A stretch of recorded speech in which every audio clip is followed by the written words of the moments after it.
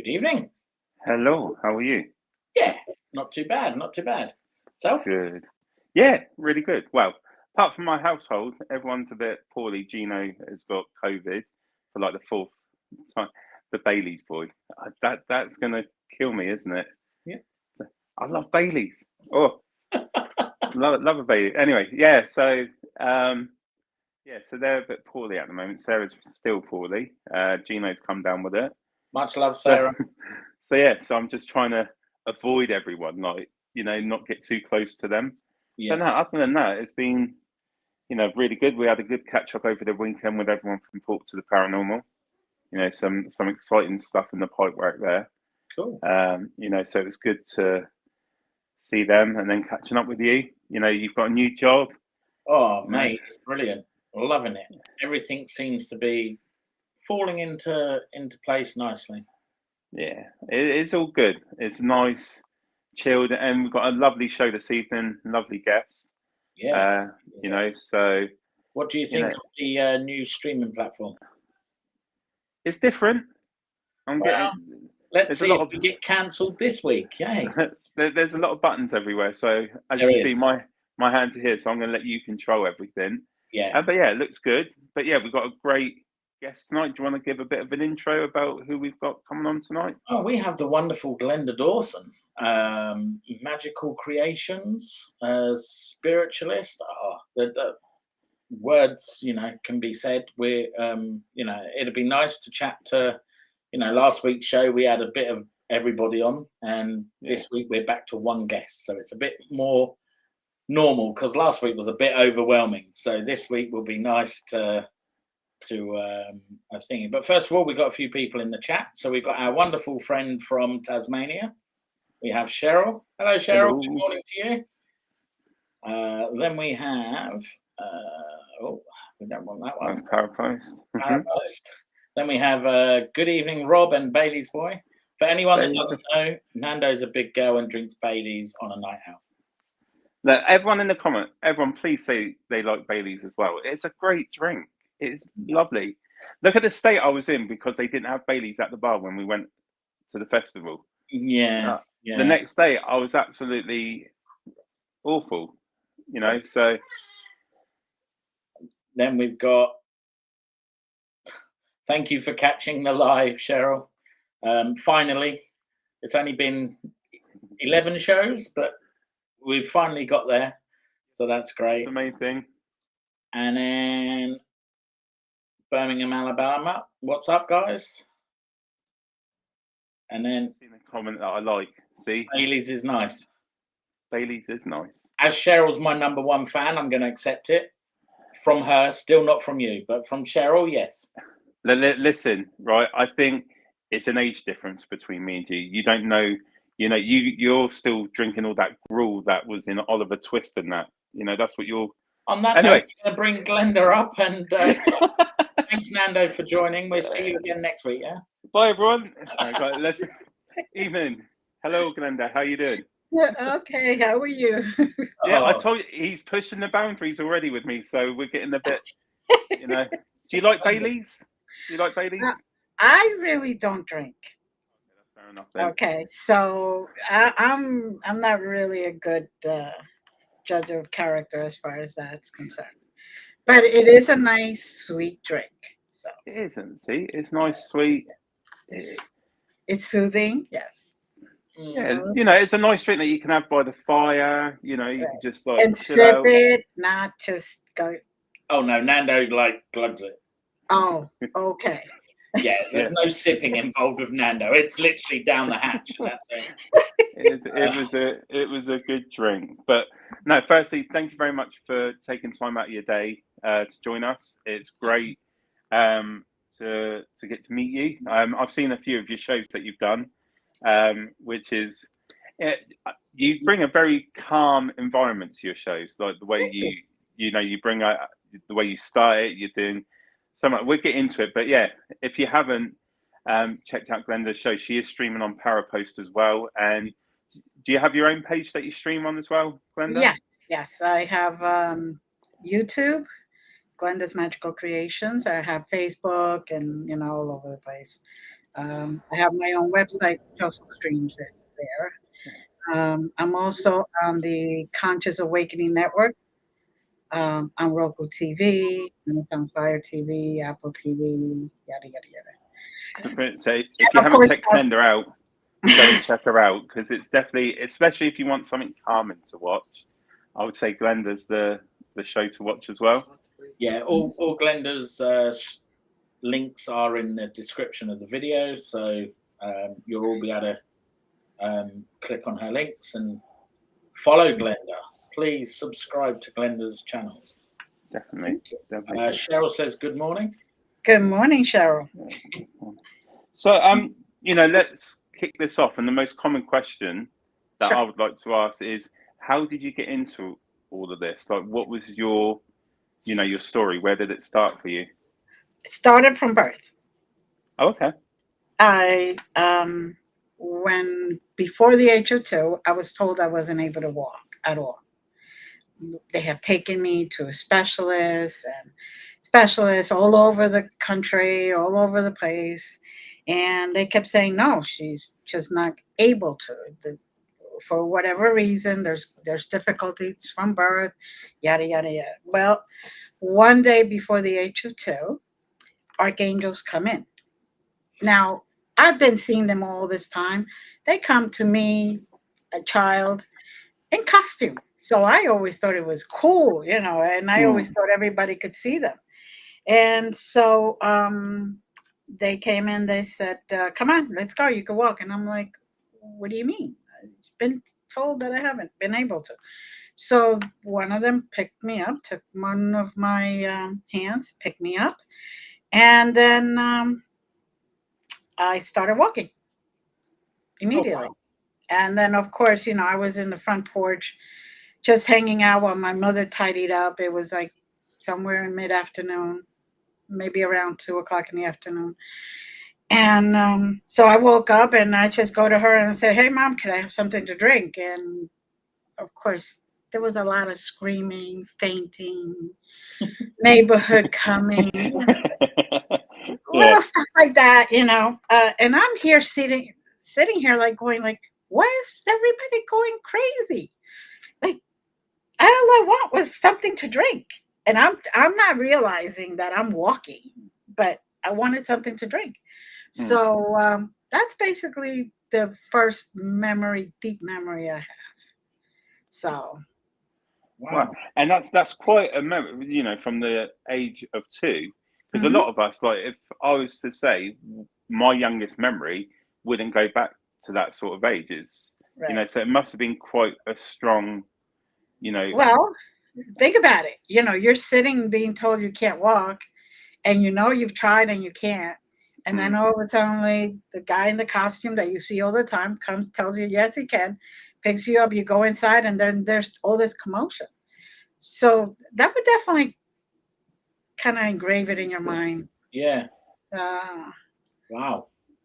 Yeah, But, that's it. And when do you recall, like, when you must have come out to, like, your parents speaking to your family and telling them what you remember? What was this something that your family have had the same sort of experiences? Maybe not with the walking, but like the visions and the gift, yeah. Or was it something you? My mother, yes, my mother is a generational gifted person, or was. I was told by her, "You only come to me. Don't talk to anybody about it." And then, because my father was very, very, very Christian, and the fact that I'm able to say this, that, or the other thing, or I'm seeing this, or I'm seeing that, it kind of put me either away, or I'm talking to Satan or something, So, but my mother was a lot more open, and she understood. She used to see visions and had premonition and knew when something was not right, and the same gifts, just had to keep them to herself. And all the women just kept it quiet, and nobody really told anybody except for like I could talk to my grandmother, I could talk to my mother, I could talk to my great grandmother, but you were not supposed to talk to anybody else about it. So, which is valid. So, did you find it hard to, because it's sort of like you're suppressing your personality in a way, aren't you, to right. what you truly are? Did you find Well, that sort of hard? Yeah, I didn't find it hard until I was older. And in the very beginning, it was more like, okay, my mother explained, don't do this. And I just like, okay, my mother should know what to do and what not to do. But when you started getting into high school and then into college and all that, and you're like, okay, I could see this person is going to be sick in 2 weeks and they're going to find out it's really bad. And I couldn't say anything. So I had to like, okay, just keep your mouth shut and just say, okay, I didn't see anything, I didn't hear anything, I just move along. So it must have been harder if that person that, as you say, was going to get sick in 2 weeks. It must have been hard if that was a friend, right? You know, because you must have wanted to have said something. Oh, of course, but you learn that at that point you couldn't really talk about anything because that's what all these psych wards were about. Yeah. People seeing things, hearing things. Yeah. Now, I believe that a lot of the people that were put away were just gifted, and nobody could talk about it. And nobody knew what to do with it. So it's a shame, isn't it? That yes, that's the way. But do you remember what was the point that you thought, no, I'm not going to suppress myself and I'm going to be open and share my gift with people? Where was that point for you to do that? When one of my girlfriends said in college, "You want to go to a psychic?" and I was like, "Wait, you believe in that?" And that was like, and then we just started talking about it and found out that there were a lot more people that were gifted and were interested in the gifts and accepted gifts than people who were not. But everybody had to be quiet because you didn't know how anybody was going to take it. So yeah. And then as time went by, slowly I started coming out of my shell and slowly testing the waters. And now I'm out here. It's too late. Got out of the box. So now, if you know that someone's not going to be well, do you give them a pre-warning now? If their guides tell me it's okay. Okay. Because that person may have to go through all that for a lesson. So I don't, it isn't up to me. I'm still going to ask their guides, hey, is this a pre-warning? Is this a lesson to be learned? Is this something that they have to go through? Because maybe when they come out of it, they're going to be such a better person than when they went in. So sometimes you just have to still stay quiet. Yeah. But for you, from such an early age, where you wouldn't have fully understood what was going on, like from the age of 2, but as you started getting older, things become more stronger, and it was more, recognizable that you had this gift. How did you go through the transition as going through each stage of life to, manage it? Because I've spoken to some people and they say it could be really overwhelming, especially when you're with crowds of people, things happen. What did you do to sort of manage those feelings and, put it into some kind of order, really? I was very blessed. I had my mother to tell me how to turn the gifts down, how to put a shell around myself. So if I walked into a crowded room, not that I ever really liked crowded rooms, but if I walked into a crowded room, I can then just be in a bubble. So the emotions wouldn't hit. And then I learned, they used to call me kind of like a social butterfly because I would go to one person and talk to that person and be mindful of only that person. So the rest of the room would kind of disappear, and then see somebody else and go and talk to them, and the rest of the room would disappear. So I would be so focused on just the one person that nothing else could affect me. Okay. Wow. Because I kind of like, I don't proclaim I've got any special abilities, powers, whatever people want to call them, but I do feel people's presence sometimes, but I also feel their feelings. Like I've been to places before where I get overwhelmed because somebody else is overwhelmed near me, and I'm like, whoa, hang on a minute, I'm not sure about this. I'm not sure I want to feel like this. So how can someone that's unsure like me deal with something like that? Well, what I teach all of my students is the on and off button. Literally, envision a light switch going up and down. When you don't want it, you just turn it off. It takes practice, but you set the intention that every single time you envision turning the lights off, basically that's it. You don't want to be empathic, or you don't want to feel those feelings, and you kind of protect yourself that way. Okay, cool, thank you. Mm-hmm. Cheryl says, does everyone have guides? Yes, Cheryl, everyone has guides. Whether you know it or not, you're born with 6 guides, 6 types of guides, and they are with you through your whole life when you die. Now, there are other guides that are going to come in and out of your life. Like maybe you were really close to your grandfather, and then all of a sudden he passed away. Well, he could become a guide for the rest of your life, or just for a certain problem or a certain situation or time period. But yes, everyone is born with 6 particular guides. And then depends on what you do, whether there's a lot more, but definitely 6 are always with you. And you're saying that everyone is born with guides, like like angel, and I do believe in that. Like you all, like for me, I would say, and I've said this before, I would say my angels would be like my grandfather and my auntie, because there's been too many things. And the same as I don't proclaim to be anything, but there's been situations where I have felt their presence near me, But do you believe that everyone is actually born with the ability to have like these psychic abilities, or is it chosen? Like, I don't know if you're big in religion or with what you do, because as I was saying backstage, you're very spiritual. Is part of that religion? Is this something that is blessed to you by a higher power, that they see that you're here for that reason?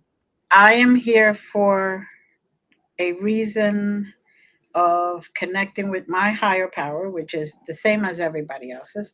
But then also I committed myself to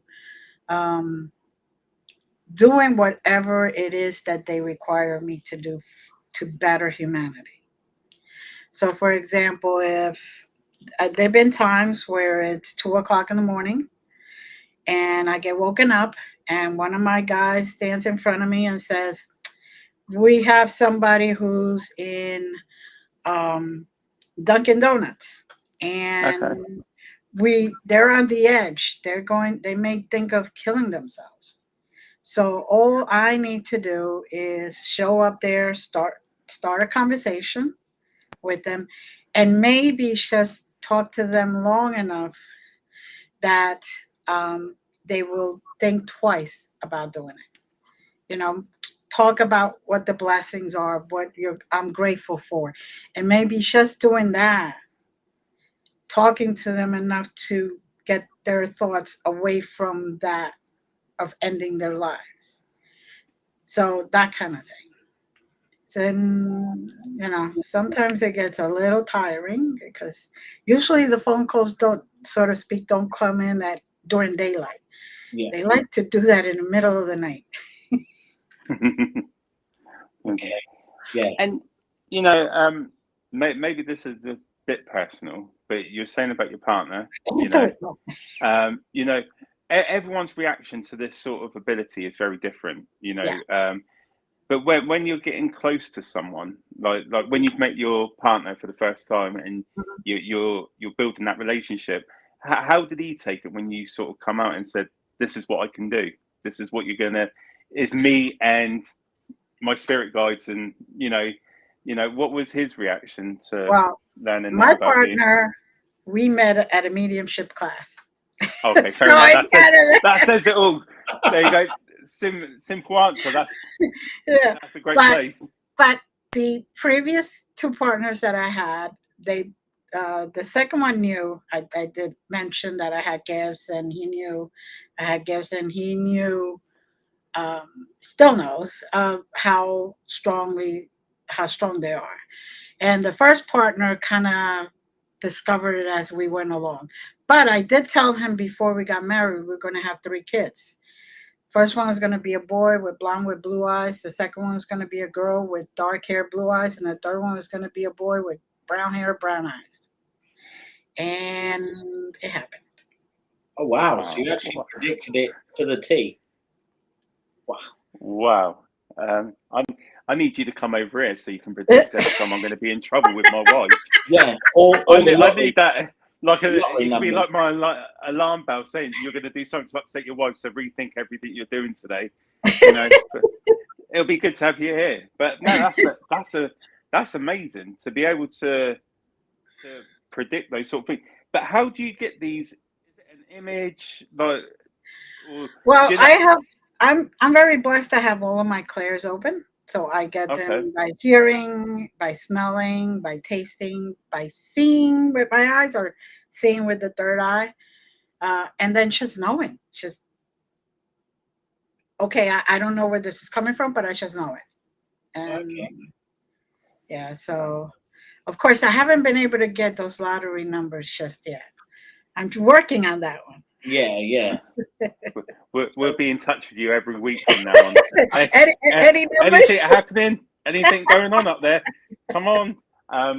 So we had Heather on the show, didn't we? A couple of weeks back, Heather Matteson, and she done a reading for me on the show. Mhm. And basically, I was in a catch-22 about a job. Do I take the job and get the offer of it or not? And the advice she gave me, literally a few weeks later, the job offer was there, and obviously I started the new job. So I do, yeah, things are slowly coming together quite nicely since I've become in touch with myself a lot more. I do a lot of meditation, more Good, meditation and stuff like that now. So good. some people frown at me when I'm sitting down by a pond, like listening and drifting off, but I don't care. It's all good. I could just You know, imagine you they have sitting their there. path, you have yours. Yeah, that's it. Go on, Nando, carry on. You were about to moan about something. I was just no. I was just going to say I'd be scared if I was walking down the street and I'd just see you meditating in the middle of nowhere. They'd be like, well, Wow, harsh. it's a bit scary. But anyway, let's move on before I get kicked off this show. Yeah, I'm not doing well, am I? That's brilliant. So the sense that you got all your senses there going with your kids. Have they experienced similar to what you've had then? Yes, they have, and they also experienced the fact that they couldn't get away with anything. Oh wow! Actually, that's the thing. As a kid, that's got to be. Mum knows what I've done before I've even actually done it. So I used to tell them, I prefer you tell me the truth than a lie. Yeah. Because telling me the truth right off the bat will save you a lot of trouble, because then the consequences are going to be double. So they learned, and then as they grew older and we would sit down like for a holiday dinner or whatever, I would say, yeah, remember when you did this and you did this and this, and they're all looking at me like, oh, you knew? I said, yeah, I'll let you get away with that one. That one was a small one. So think this way, if you only did that and you got away with it, we're good. That's me. How can I put this? I'm gonna. Oh, here we go. No. I'm going to put it nicely. So, as I was saying, you are very spiritual, right? Yes. Do you follow a religion? Like you said, your husband's Christian. Is that right? No, no, no. My father was very Oh, Christian. your father I was was Christian. brought up Christian. You I were was born. brought up Christian, yes. And do But you use your religion as part of what you do? Like, is there? well, some people call me a Christian witch, which is a combination. But I believe all religions have the true basis. The true religions have a true basis in love. Doesn't make any difference what you believe. It's what we love, what we don't love. So if we just love each other and have empathy for each other and respect each other, it doesn't make any difference if you follow this branch of the tree or that branch of the tree. It's all the same tree. We all come from the same place. We'll go back to the same place. That's true. If they're saying, like being a Christian in the Bible, it states we were made in their image. Now, so there has to be a female and a male because I'm a female and you're a male. Otherwise, we will all be males or we will all be females. And the fact that we all come from different hair color, different eye color, different shape, that means that there has to be more than just two. Mm. So I believe the higher power, there is a higher power. There is a divine being, whether it's one being or two beings or however many beings there are. But I believe they're the ones that have decided to create us and make this world for us so we could evolve and our soul evolve and learn and not and experience what we need to experience. Okay. And now, this, it's like, people say, oh, you need to be this or you need to be that. Well, you're judging. And what does the Bible says? Don't judge, right? So That's true. No, I That is do very true. agree. And with yourself also, do you find that there's a difference between like all psychic mediums, the way you all do things? Are you yes, all different to you, like as an individual, or do you find you do things the same way, or is it based no, on that person? we really basically each one of us do it differently. Some people have some clairs more open than others. And even if you have all your clairs, I may at one moment just see something and they may hear it's so we all do it differently, we all explain it differently, we all have our own what I call dictionary, you Yeah. know um, based on our experiences in this lifetime. So if a spirit brings down a cake, for example, and there's no birthday candles on it, even though it looks like a birthday cake. If it's pink, I'm going to say, oh, somebody's going to have a baby girl. If it's blue, somebody's going to have a baby boy. If it has candles, then let's see, what is it? Is it a celebration in general or is it a birthday? And it depends on the number of candles. So that's why each one of us has our own dictionary. Each one of us has our own way of looking at things.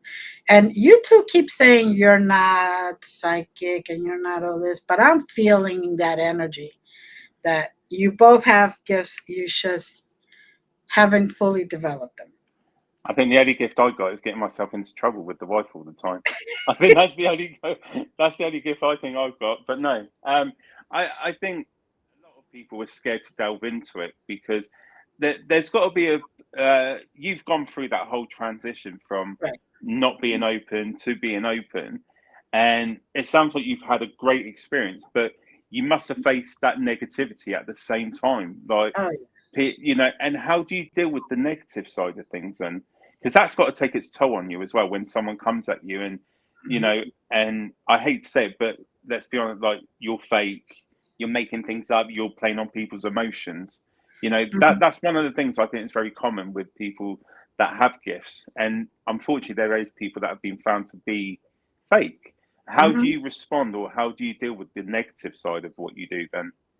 I bring them some evidence. Okay. There you go. That's that's an honest answer. I connect with their guides and I say, okay, give me something that nobody else knows. So this way they know that I am not, taking people's money or all that stuff. Besides the fact that I do so much complimentary stuff Yeah. that nobody could say that. If somebody doesn't have, I mean, I do a Reiki clinic. Yeah. I don't charge for that. If somebody wants to donate, fine, but I stream it all over the place. I do meditations.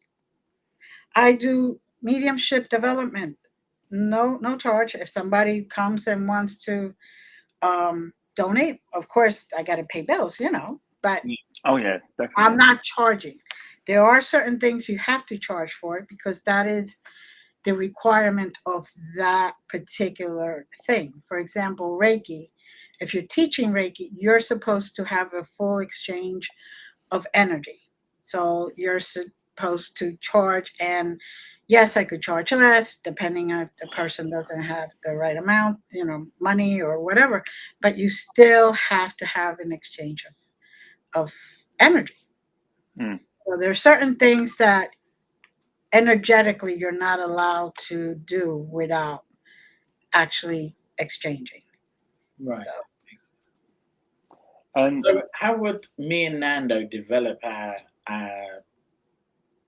gifts now? What would be your way of telling us to well, develop? one of the ways that I teach my students when they come on Thursday nights is to just sit down and first call in your guides so they could protect you, and then say, I really would like to see if there's anything you guys have to tell me. I want to hear it. I want to see it. They may show it to you in a picture. They may show it to you like a little movie that you may hear it, or you may just know it. And the second thing I tell people is trust yourself. Write it down before your monkey mind, the side of the brain, says, this is wrong. You're crazy. This is you talking. Just write it down. And then you have it right in front of you before you even question yourself or doubt yourself. Wow. That's the beginning, the easiest way to begin. But Thank you. always ask for your protection. Yeah. Because, literally when you're opening yourself up, you're becoming a portal. So, Yeah. But with saying that, following on from that question, you're saying about the mediumship development.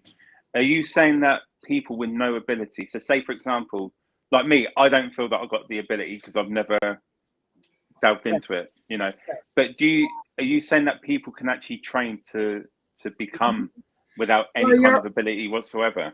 When you're born, we are born completely open. The fact that we close up is because of society later on. But when we're born, that's why there are children that you hear stories and you read books about where they remember their old lives, their previous lives. They know exactly where they were buried and the reason how they died and what their name was and how they looked and what town and all that stuff. It's because we're open. We still have full knowledge. It is once we start growing up that people say, oh no, you have an imaginary friend. That's silly. That's just an imaginary friend. But you're talking to spirit right there. You're communicating with something. So that is why I keep saying, everyone is born with it. It's whether you develop it or not. And then also you have to be brave, right? You have to be brave to actually develop it. Because if you develop it and then you start telling your family starts noticing and they don't accept you, then not in a good place. Yeah. So, but that's basically, we are born the same way. Okay. Okay, that's cool. So you say you teach, is that with the magical creations? Is that? Yes. Yeah. So how I many students do you have? It depends from week to week. The mediumship, some weeks we have 20 people, and some weeks, I have 5. It all depends. Since it's open, I don't, that's not the advanced class. It's open, and everybody, whether you're advanced or whether you're just starting out, we all communicate. We all join in energetically. And I have students from Canada. I have students from the UK. I have students from the other side of the US, everywhere they Wow. come on Zoom, Yeah. and we all get messages.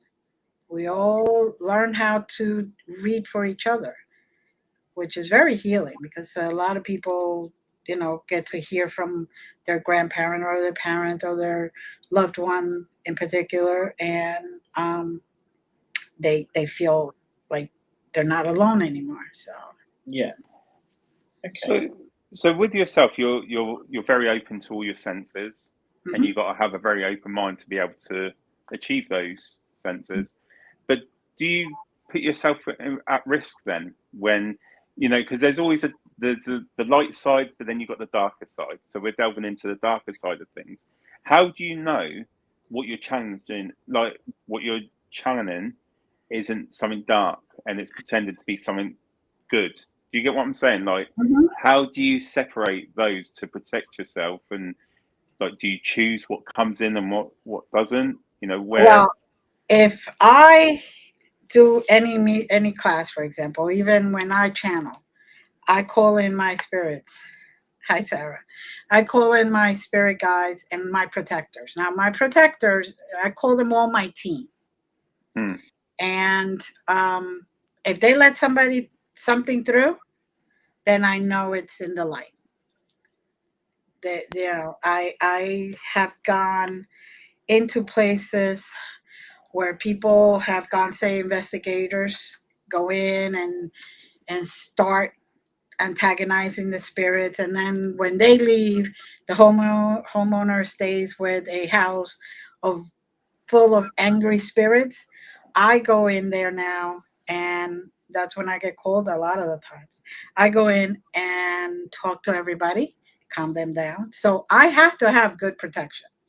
If somebody actually gets through, they got to be bigger than what I have behind me, and what I have behind me is pretty big. So I trust them completely.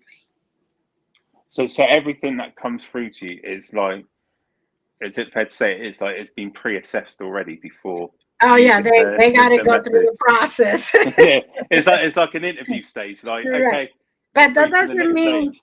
that doesn't mean I have not experienced dark also, because I have, but because sometimes you need to experience dark in order to know when it's light or dark, right? Yeah. You can't just I have witnessed and have participated and have done exorcisms. You cannot go into it, something like that, without knowing how the dark looks or feels, or what they're going to do next. You have to be very prepared for that. So with something with an exorcism, then that's really dark. That's like danger for me. I would say that's something very dangerous to do. So Right. what's your preparation then? So before you go into it, what Oh, do you do, and then afterwards, what do you do once it's completed? well, before I go into it, I spend at least 2 to 3 weeks preparing. Every single day, meditating, what people call prayer, whatever. And I have my certain things that I take, tools that I take with me. I get them, really charged up. I have to, when you walk into an actual exorcism, you have to be free of and clear of any doubt, any fear, because that's what they're going to go for, to bring you down, to bring you energetically down. So you go in there and you're just like, okay, I worked through everybody who's hurt me. I forgave them. I forgave myself. You got to, it's a process. Like a lot of people tell me, oh, I go and do an exorcism. I get the call on Monday and I'm there by Friday. I'm like, first, did you assess if there's other things? Like it could just be an attachment. Yeah. It could be, a spirit there that's angry, not necessarily an exorcism needed. It could be that the person may need some mental health, you know, that also can happen. So it's a process. I don't just go in there. I mean, I've actually, out of all the cases that have said that there's an exorcism, there's only like 5%, if that. Oh Okay. wow. Okay, Yeah. so it's not like the TV shows. They don't lift up No. in the air, bend in half, start. Well, no. I did witness one that got lifted up and down, up and down, up and down. But that was brought in by a lot of other stuff, that not just the spirit within them. I had to work through with that person for many other things than just that. Okay. Cheryl's asked, have you ever had your guides telling you not to do a cleansing? Yes, because that person needs to experience that. Wow. Okay. Yeah, no. If you are in a house where it's haunted, okay, not every spirit is, like, people call it evil, which I just call it chaotic. Yeah. They may be just angry. You know, the homeowner may be destroying their property, or it could be a native guardian. They, instead of taking care of the grounds, they're throwing garbage all around, and they're making, they're throwing chemicals on the ground, or whatever the case may be. So I go in there and I kind of try to figure out what it is first, Right. and then do that. I go in there, and what I call is, like, come up with an agreement where both sides can live happily ever after, or coexist. And what I do is I just say, all right, what will make you happy? Yeah. And then so I, like, for example, there's one couple who was having a lot of trouble, and I found out it was a Native American guardians, because her great grandfather had killed a lot of the natives, and they were still very angry at the family. So I had to explain to that spirit, this is not the same people. So what can we do to kind of not make it even, but kind of, make it everybody comfortable? So they needed to plant some fruit trees around, and they needed to have family dinners every Sunday. Okay. And then after that, everything was calm. Once the homeowner started doing that, they had a reaction. They actually had blood in their mattress, in between the two mattresses, the day after. So that meant that it was kind of sealed, like all the blood that was shed before, it kind of got released. And then, after that, it was peaceful. As far as I know, still peace. You're welcome, Cheryl. That's brilliant. And I've never asked this question before, but it's just popped into my head, right? So I'm going to ask you for the first time. So one thing that, as we go through like, the way I see life is we're set on a course. Basically, we go through things for a reason, until we come to the end of our journey. I see it as a journey. But with you, where you're so open, do you feel that you have more of an understanding of what's next after life? So, like, we can only anticipate, like, I believe once we're finished here, there's another realm that we go to, and we choose where we go from there.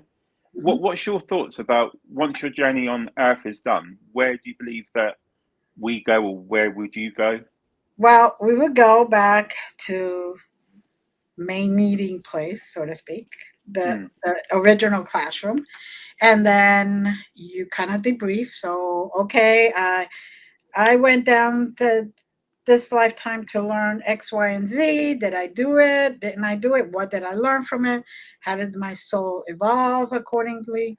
And then, if you want to, you could come back to human.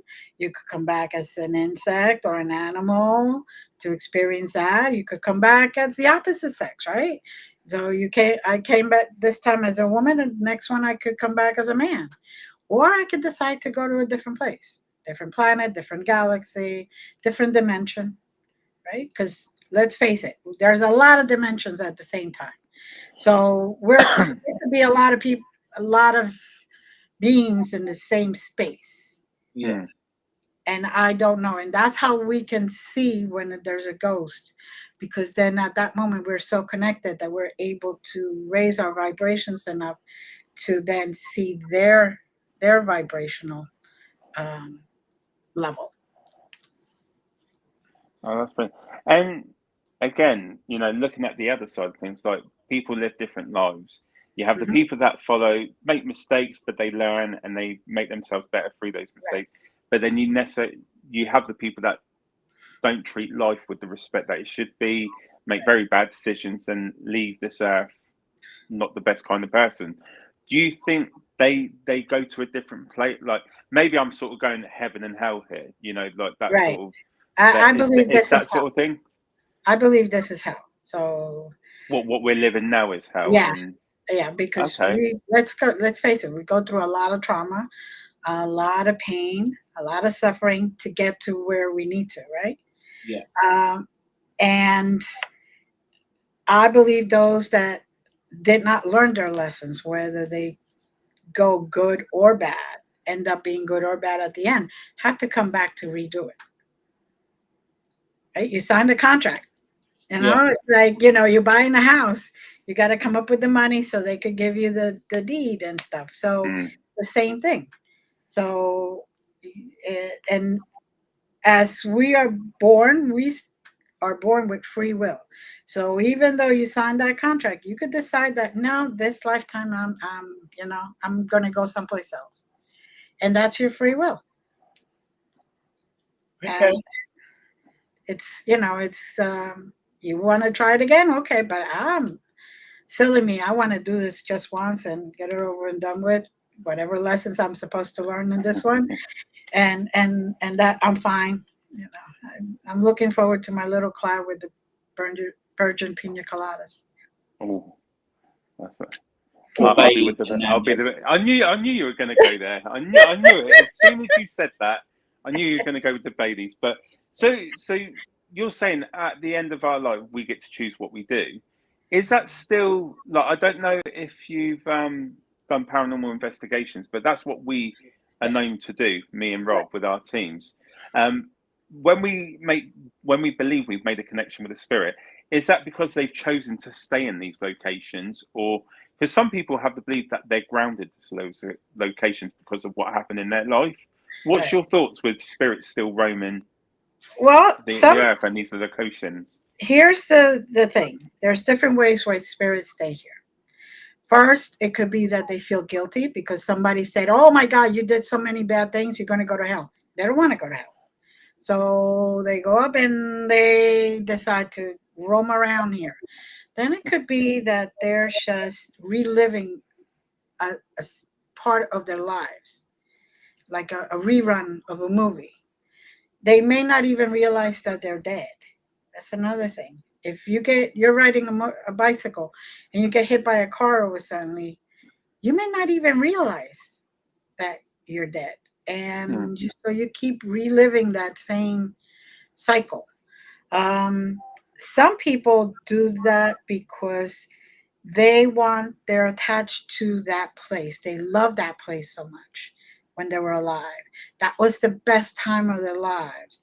So they decide to take a break from the, you know, going back and recycling to another lifetime and all that, and stay there for a while.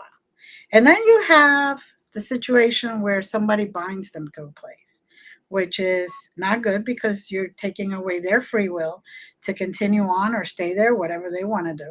But some people have been known to bind spirits to a certain location because that's how they make money. Okay, I get that. And Yeah, just going back to the one that you were saying that we use this one as an example. The person that's been in a motorbike accident, right, they didn't know they were going to die, so they're reliving that. right. Have you encountered a spirit like that where you've been able to bring them out of that cycle and help them pass on? Is that Yeah, something that you're able to do? Is communicate and stop them from we're all living that able to same do it. thing? We're all able to do it. If you can sense that spirit is there, you can talk to them, and it doesn't have to be in your mind or this way. They don't have, you could just say it. Look, you know, I'm sorry to have to tell you this. It's time for you to move on to the light if you wish, because you're already dead. You know, and let me tell you, there's a lot of the times that they're not aware that they're dead, or they've been, say for example, one child that I encountered in a town near me, at this place I used to do a whole bunch of things. He was there and he was being very, I wouldn't say chaotic, but he loved to play jokes. He was 13 years old and he was beaten by his father to death. He was there over 70 years in that place, in that, piece of land. And whatever was built on that piece of land, whatever new tenant came in, he would play jokes. He would put pies in different places. He would move around the coffee pot. He would move around everything. So once I explained to him that he's not going to go anywhere near his father, that his mother was waiting for him in what he called heaven, and that he didn't have to be with his father. And then I opened the what I call the door, and he saw his mother right at the edge of the door, right there in the door frame. And then he decided to go. He finally said, "Oh, wait, I could go," and he went. Now, I have witnesses to this because I had them all close their eyes and just hold out their hands like that. And as he was going up, the hands were going up like this. And that was about 12 people there. Wow. And the energy this boy had, everybody sensed that he was going up. So we were all kind of helping him lift up and go into what people call heaven, which I call the light.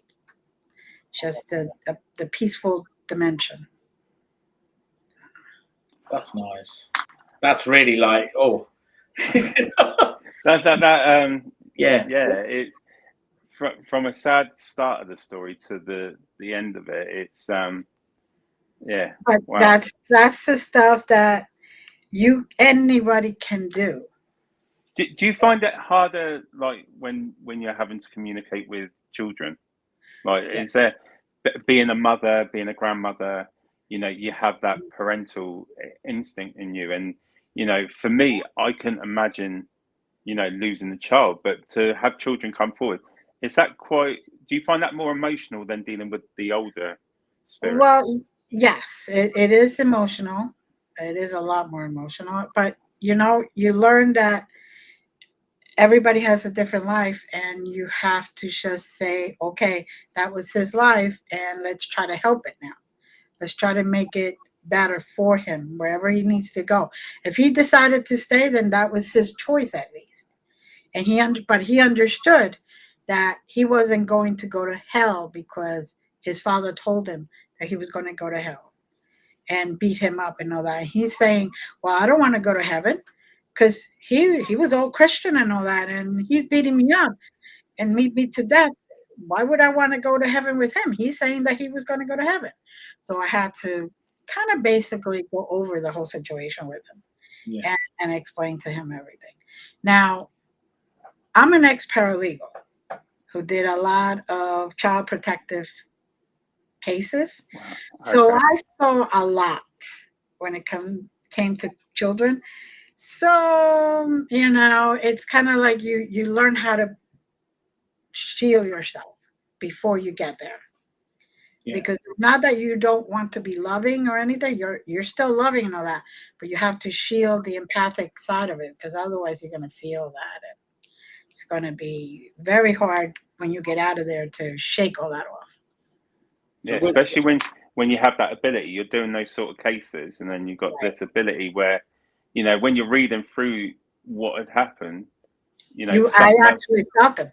I actually felt the child getting beat. I actually felt the child getting neglected. I actually felt the child's hunger when they weren't being fed. So I was like, oh, I have to do something. Did you find it very hard to do that sort of job then? Like, yes. It's hard enough just to go through as a person without the abilities to read those sort of files, but to have your ability and having them join. Well, what I did was I looked at it this way. At least I'm helping them. Yeah. That's a fair point. Yeah. So I turned it around. And that really helped me from that point on, when I finally said, wait, but I'm helping them. So And have you ever been approached like by the police force and things like that when something's happened with your ability? You know, I've seen it on TV sometimes where they've used a psychic medium to help solve a cold case, for example. Have you been approached to do stuff like that? yes, I have. And And what's that been like? That sort of that experience? is really interesting, because I'm able to get into into the inside of them and look through the eyes. So, for example, the victims, I'd be able to tell how many trees there are, how many paces from the road. It doesn't always happen, because sometimes neither party is allowing you to do that. Yeah. But I get feelings. I could see. I've been able to locate animals, been able to locate children, been able to locate older people too. Wow. So That's mind blowing. You know, Thank to you, be able Matt. to see you later, buddy. Love Cheers, you. That's an amazing part of it, to be able to help out. But where do you draw the line? Where you know, like in the future, do you see this as your calling for the rest of your life, or do you see yourself saying that there's a certain point where I've got to say no more, and then just live yourself as Glenda and just do what you want to do? At this very moment, and I worry about this, I focus on this very moment. Yes, this is my calling. 2 years from now, they may say, you know what? It's time to let others take care of that. So, and live as. And besides, I can't be just Glenda. not anymore. No. Not anymore. Have you ever been approached by like some of the big shows like Ghost Adventures, people like that, to do No, anything with them? but I also have kept a lot of this stuff quietly, Yeah, because sometimes you do better work when you're quiet. And I don't. Sometimes Hollywood is great because it brings awareness, but then there's also other sides of Hollywood. yeah. So I do agree. I think sometimes doing it the way you're doing it as a course to help. I think, unfortunately, with things like the TV world and people that want to make it bigger, they lose sight of the real calling, and it sort of detracts what the reasons behind it all is. And you're focusing that too one I much don't on mind viewers. being called or anything, but it's got to be with certain Rules. directions, certain rules. No faking. Exactly. And unfortunately, with like a lot of shows on like Netflix and things like that, there is all that kind of stuff that goes on. Right. It's Because they're looking for the ratings. yeah. It's not even so much the faking; it's the over exaggeration, isn't it? That's the thing. Like everything's a demon. We see it a lot in the UK. Like you go on YouTube, and there's one American guy at the moment that's getting a lot of flack from some of the debunking channels, Yasko. And I think his last 20 videos say I've been attacked by a demon, and they're like, Jesus, how many demons do you meet, mate? So yeah, it's we're not that bad in the UK. We don't always have demons, do we, Nando? I've got a bit that for me. I think it's just used too much, the word demon. But that's a good question for you, Glenda. You see a lot more than what we do. Demons, do they exist, or is it something that has just been written in a book? Demons exist, but they're not out here like like an apple tree and all the apples. It's not like an everyday thing. Chaotic entities. There could be people who have been hanging around, spirits that have been hanging around for too long, and they pick up different negative energies, like a poltergeist, and they turn into opening doors, throwing people down the steps. That's not a demon. And a little like red thing with horns, that's not a demon either. That's your imagination seeing that little red thing with the horns. It's a demon is just like an angel. Yeah. Very powerful. They're not going to show up to every single event. It's going to be every once in a while, and they're not going to. They know they're lying. If you say no, and in the power of the divine, not even Jesus. Jesus to me, that's an ascended master, just like Buddha, and stuff like that. In the divine, the main guy, the person or the main girl, whatever it is, the main person entity up there, they have to listen. Everything, even in chaos, there's order, there's rules, there's techniques, there's tools. Everything has a procedure. Procedure. Oh, your son says good night, Nando. Good night, Gino. He was meant to be in bed a little while ago. I did say off all the stuff before we started the show. But he's got COVID, so we'd let him off. Yeah, Benefit of the doubt. I'm not gonna say too much. I'm gonna be nice. But yeah, so I don't know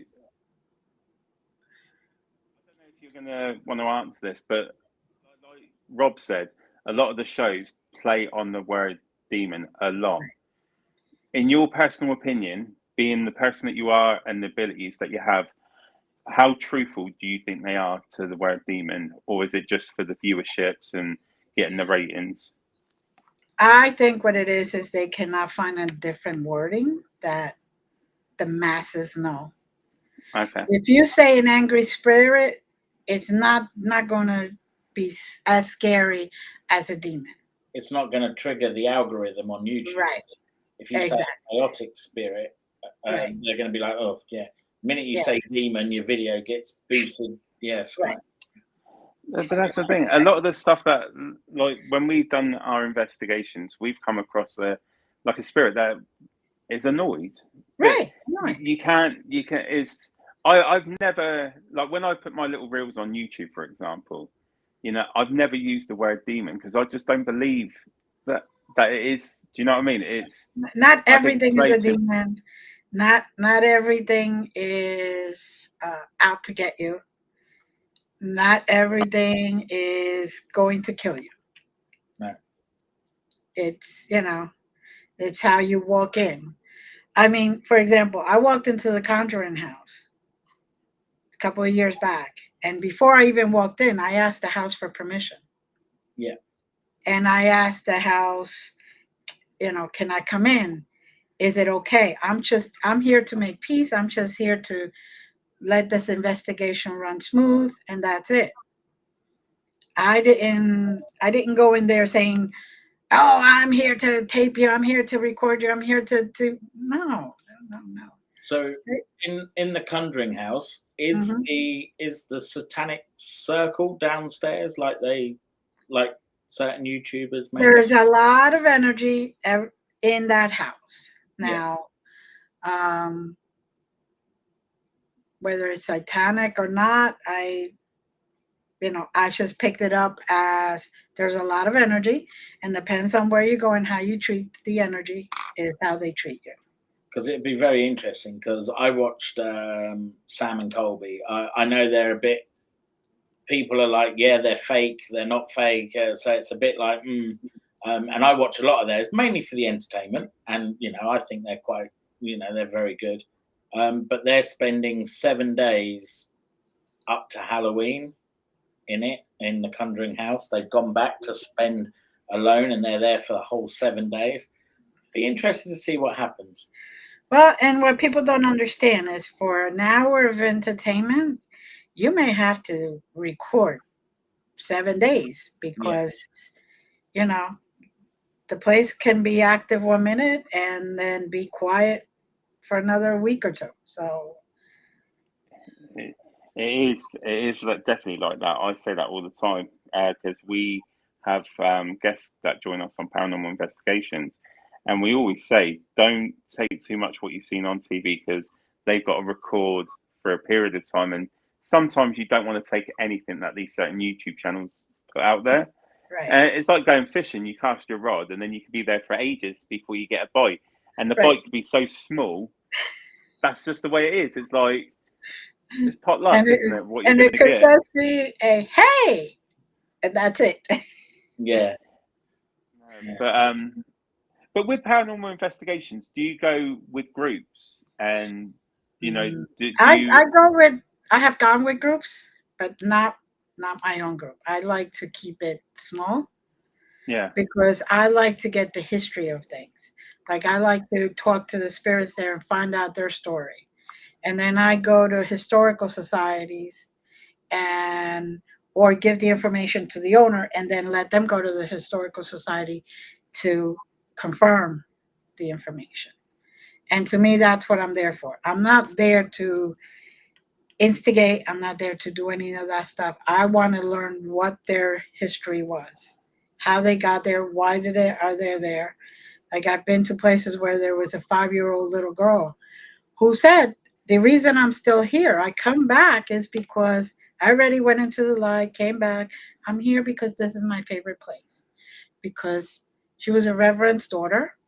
She died out of one of the childhood illnesses.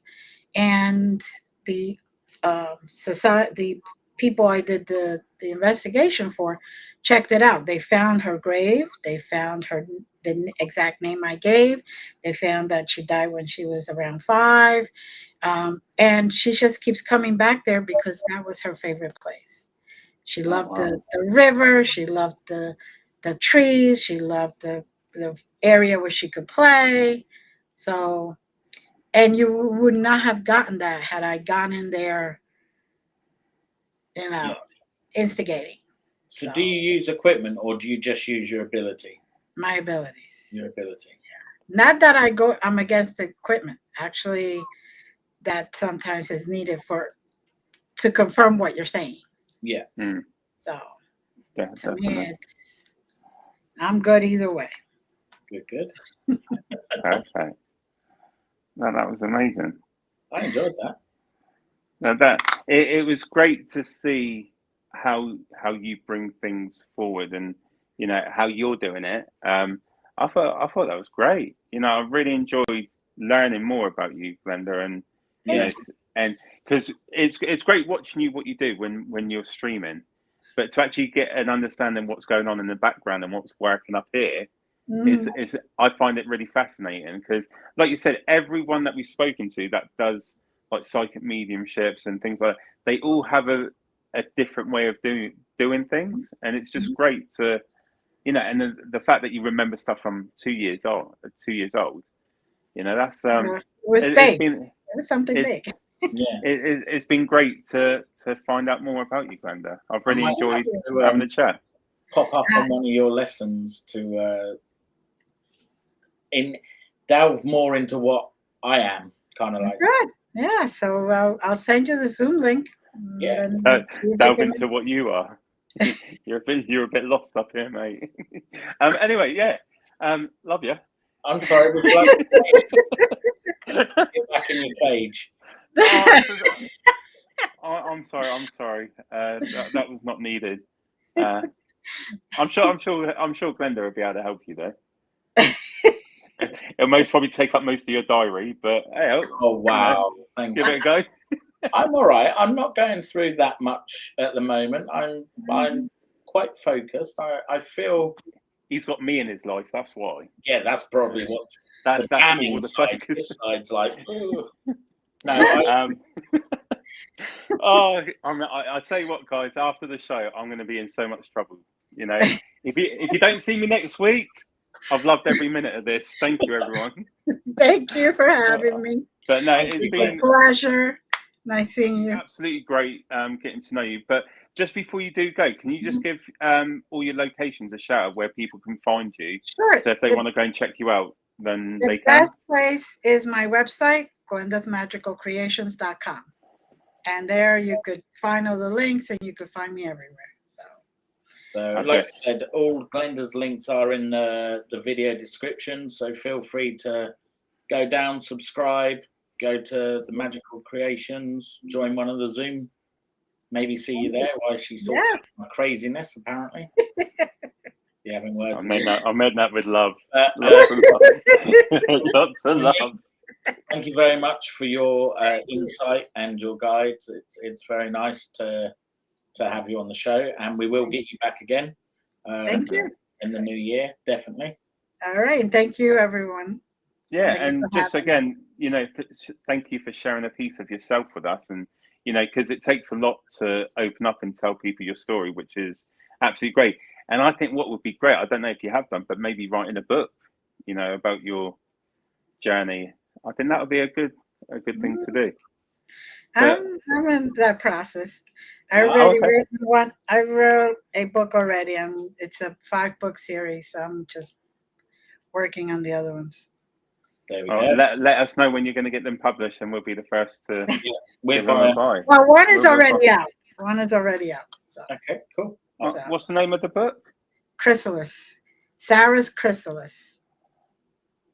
Right. There we go. Yeah. So definitely check that. But again, it's been awesome getting to know you. It's on Amazon, I should say. Okay. Oh, I'm on Thank that. you. Thank you Thank very you very much. much. See you Take soon. care, Glenda. Much love. Bye-bye. Bye. Bye bye. That was fun. That was fun. I really enjoyed that. Apart from you, you know. Listen. You guys want to hit me up about my Baileys all the time, right? Come on. It's I've had not it from about the you. Baileys, mate. It's not about the Baileys at all. It's, you know, if you want me to put that photo up of you rolling up the stairs, that can be. No. That wasn't You know. Have you really got a photo of that? Oh, I have got a photo of you rolling up the stairs. Yes. I think I've even got a photo of you semi-unconscious on the sofa as well with your hangover. You sod, I didn't know that. It's amazing Guys, what cameras can do. give a bit of love in the room for this amazing guy next to me. He's absolutely spot on. I take back everything I've said. Have you really got a picture of me hanging? Have you? I have got a picture of you hanging. Yes. Do you know? At the end of the day, we know it's all banter. I think what's great about what we do is, you know, is we just bounce off each other and we have a good laugh, and we hope everyone enjoys the content that we throw out there. We try and have fun. A normal show, is it, with us two on? We are a bit bonkers. Yeah, a bit bonkers. I like that. But no, and again, what a wonderful guest. You know, Glenda, she's absolutely lovely to find out how, just a piece of how her mind works. I'm sure there's so much more that she could elaborate on. And I'm definitely going to look into digging deeper, see what this is. Don't say it again. For me, I think that's the thing where me and you are different. You're more open to that. Me, I'm quite happy in my little bubble. You know what I mean? I know I've seen things, but that's it. That's it for me. You know, I can, yeah. But no, I think it's fair.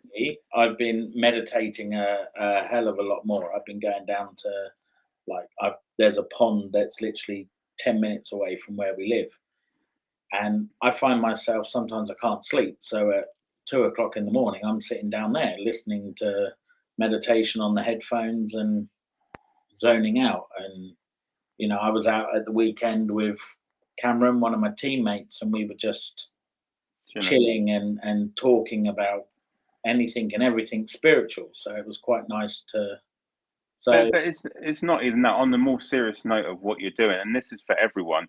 And I know, again, I go on about this all the time, but it really helps mentally. You know, find what helps you. Everyone is different to what helps them with their mental thoughts and how they deal with it.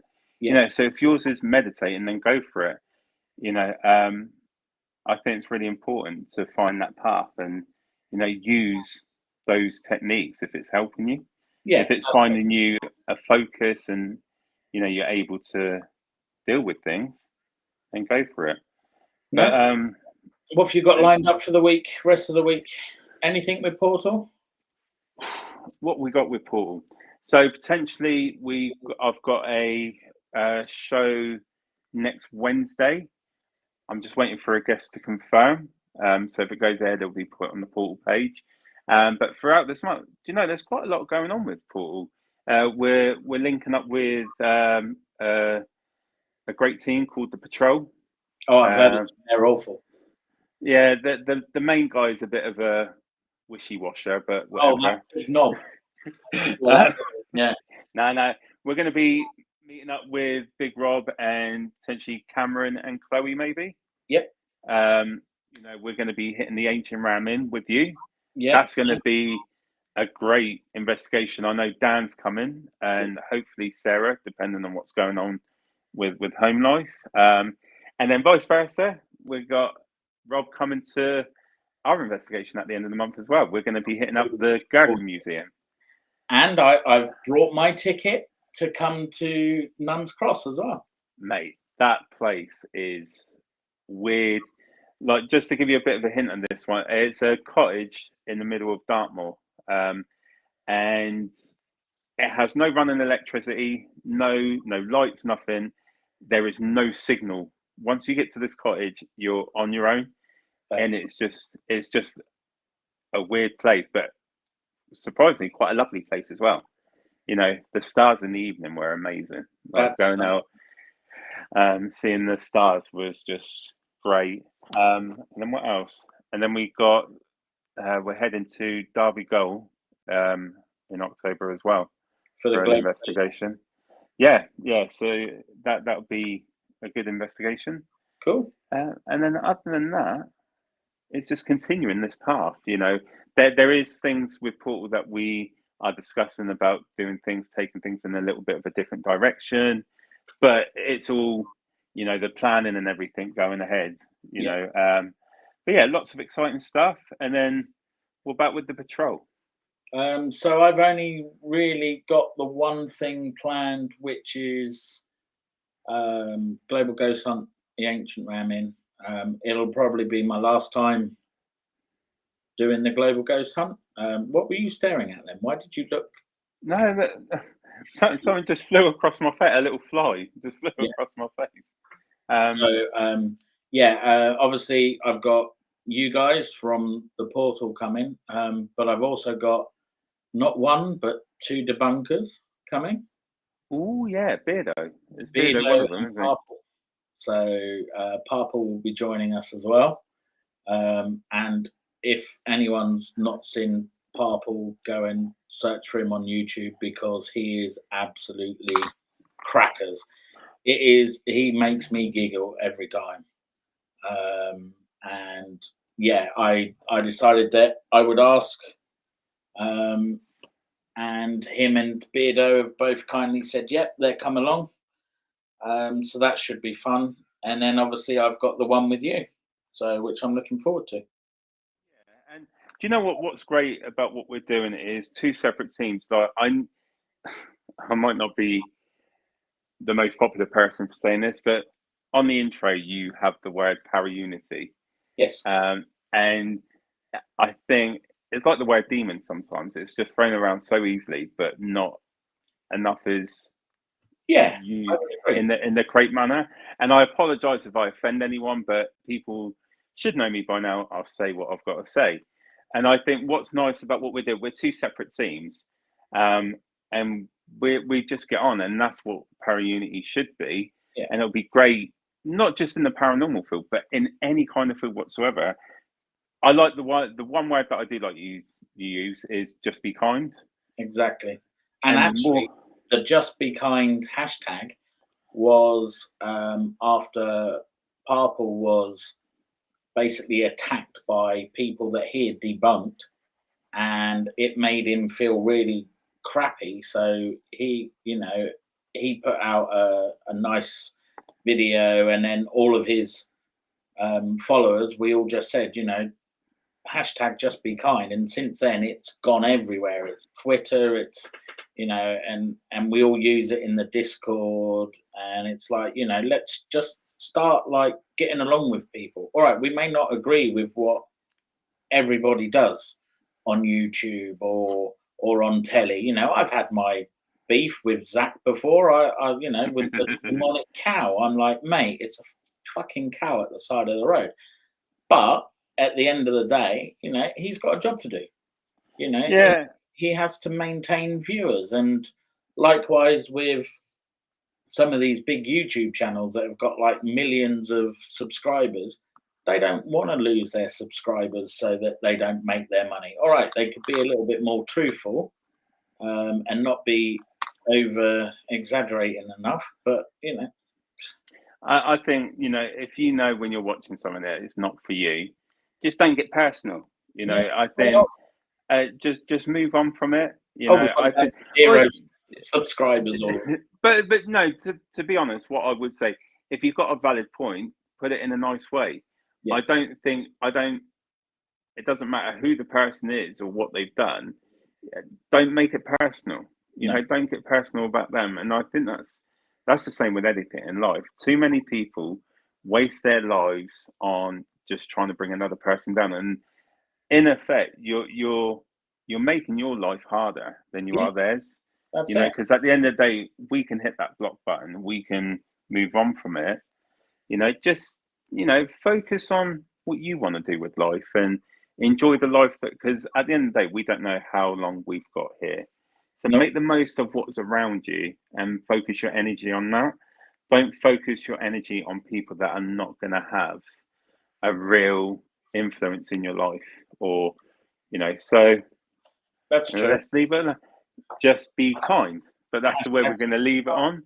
So we have got next week is going to be either a reaction video, and you're going to watch Nando spill his Baileys as he gets scared, or we could have three amazing guests on. Could have three amazing guests, which we won't say who they are because I'm waiting to get confirmations. I'm not even going to give any hints. We're just going to say possibly. Either way, it's going to be a great show. And then the week after that, we have the one and only Parpal coming on, and it's going to be a different sort of podcast. It's not going to be so much paranormal and debunking. It's going to be about TV shows and movies and a bit of everything. Parpal's a massive Doctor Who fan, as am I. Nando needs to. Here we go again. Like Who, otherwise he could be in trouble. Doctor Who is like Star Wars. It just makes no sense to me whatsoever. It just doesn't. And you're not going to get on very well on that podcast. I'm thinking on that particular show, should I just sit in the back and just watch? Because especially if you two start geeking out about Doctor Who, I'm geeking out over is David Tennant at the moment. The fact that he's come back to be the Doctor is like, wow, amazing. I didn't know that either. Yeah, but so, this might be the first show, guys, that you'll see me with nothing to say because I haven't got words. I haven't got a clue about Doctor Who. But in that sense, I want to say my goodbyes. I want to say thank you to everyone for coming. And great news, we've actually maintained our stream on all channels tonight. It's a miracle. Winner. Love us, Nando. So it must have been a fault with StreamYard then. Yeah, maybe. But we did it. We are now streaming. And have you noticed everybody's chat that's come up? It's not Facebook user or anything. It actually brings up their real names as well, which I've noticed. Whereas with StreamYard, you have to do like the link and everything. So Kevin's just said Tennant's coming back. Awesome. Yeah, so Tennant's coming back for the 60th anniversary special, which is due November time. He's doing 3 specials with Donna Noble before Ncuti Gatwa becomes the new Doctor. Everyone's liking this, and I ain't got a clue what you're talking about. What? So, any Harry Potter fans? Yeah, on that note, we're off. Thank you very much, everyone, for coming on tonight. Okay, just shut me down. Bye, everyone. Have a nice evening, day, wherever you are, and we will see you next week. Much love, guys. Thank you very much.